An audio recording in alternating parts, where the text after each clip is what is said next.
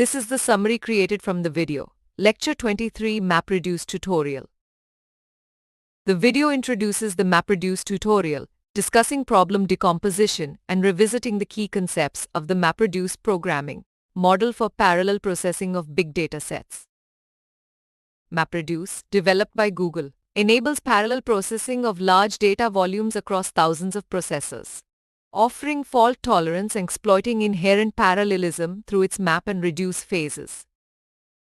For data storage in MapReduce systems like each DFS, the video explains how to calculate the number of blocks needed based on the 64 MB block size and 3 replicas used for fault tolerance.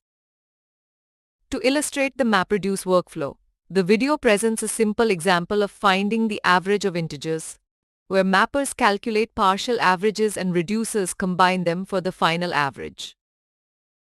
Another example demonstrates using MapReduce to calculate average salary by gender, with mappers emitting gender salary pairs and reducers, summing salaries by gender to compute the total and average.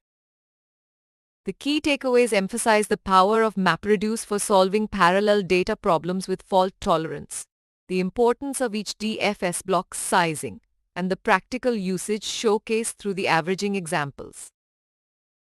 Please stay tuned for more summary videos.